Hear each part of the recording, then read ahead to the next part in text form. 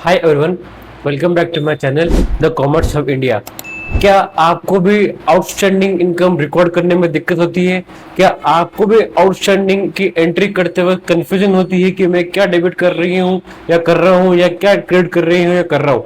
तो आज ये वीडियो देखने के बाद में आपको जो आउटस्टैंडिंग इनकम की जो एंट्री रिकॉर्ड करते हो उस टाइम क्या दिक्कत होती है वो सब कुछ ठीक हो जाएगी। बस आपको करना ये है कि अपनी कॉपी और पेन लेके बैठना है और ये वीडियो देखते रहना है और ये करना है या सीखना है कि ये एंट्री कैसे हो रही है। बस वीडियो को स्किप मत कीजिएगा और लास्ट तक जुड़े रहिएगा। आपको हर एक एंट्री, हर एक एस्पेक्ट यहाँ पे सीखने को मिलेगा। शुरू करते हैं अपने आज की entry, treatment of outstanding income. तो अगर मैं इसकी मीनिंग की बात करूं, अगर मैं आउटस्टैंडिंग इनकम की बात करूं तो उसको मीनिंग का मतलब, इसका मीनिंग होता है that income which earned but not yet received in cash। मतलब ऐसी इनकम जो अभी तक हमने कमा ली है, हमने अर्न कर ली है, लेकिन हमको अभी तक रिसीव नहीं हुई है, मिली नहीं है, उसको हम आउटस्टैंडिंग इनकम बोलते हैं। और क्या बोलते हैं इसको? तो इसको और बोलते हैं अपन अर्नड इनकम बोल सकते हैं। अर्नड इनकम भी कह सकते हैं और एक्यूड इनकम भी हम कह सकते हैं। Accrued income, mostly accrued income में कहा जाता है, अर्न इनकम बहुत कम बोलते हैं। एक्यूड इनकम हम बोल सकते हैं। क्यों बोलते हैं? क्योंकि ये इनकम हमारे फर्म के लिए अकर हो चुकी है लेकिन अभी तक मिली नहीं है, तो इसको हम बोलते हैं एक्यूड इनकम। अब एक्यूड इनकम का जो हेड है वो क्या होता है? तो इसे हम असेट कहते हैं। असेट, इसको हम असेट्स कहते हैं, एक्यूड इनकम भी कह सकते हैं। और ऐसी इनकम जो हमने कमा ली है लेकिन अभी तक हमें मिली नहीं है उसको हम बोलते हैं आउटस्टैंडिंग इनकम। अब एग्जाम्पल की अगर मैं बात करूं तो 1,20,000 पर ईयर कमीशन हमारी फर्म का बनता है। मान लीजिए कमीशन रिसीवेबल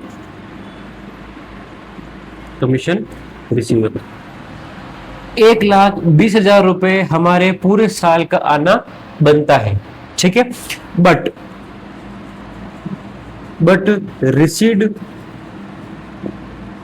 रिसीड ओनली 80,000। पूरे ऑपरेटिंग साइकिल में हमें सिर्फ 80,000 रुपए ही मिले हैं एज ए कमीशन।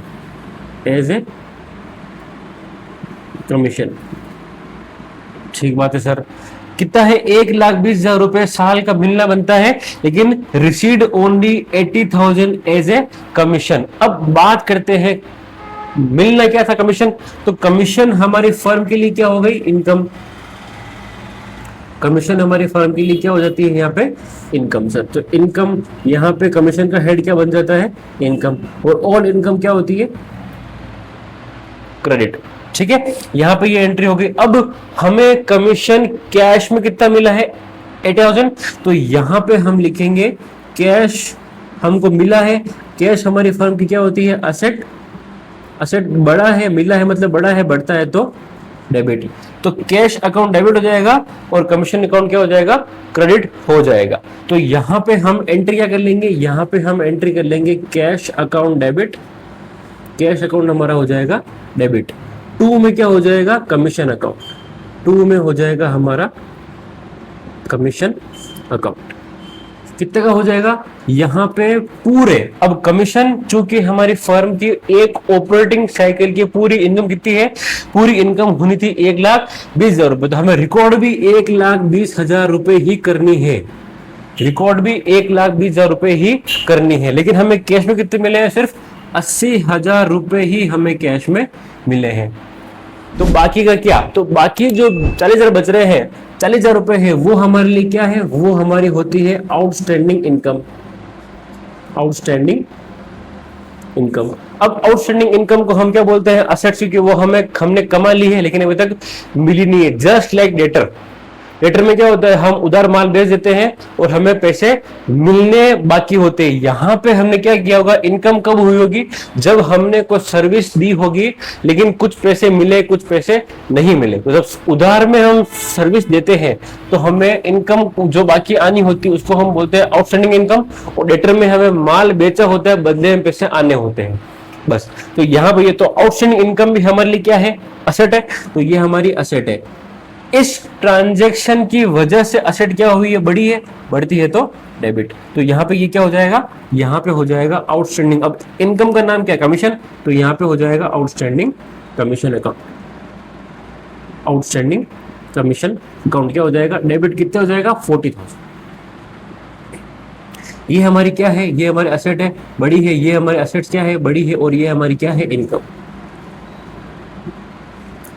ये आई होप आपको मेरे द्वारा पढ़ाया गया ये कंटेंट समझ में आया होगा। आई होप आपको ये एंट्री समझ में आई होगी। अब आप चाहे तो cash account debit to commission 80-80 से अलग एंट्री कर सकते हैं, और आप चाहे तो आउटस्टैंडिंग कमीशन और डेबिट टू कमीशन 40-40 से अलग एंट्री कर सकते हैं। बात वही है, कंसेप्ट वही है, एंट्री वही की वही रहेगी। बस फर्क सिर्फ इतना है, मैंने मिक्स में एंट्री कर दी है, आप चाहे तो अलग एंट्री भी कर सकते हैं।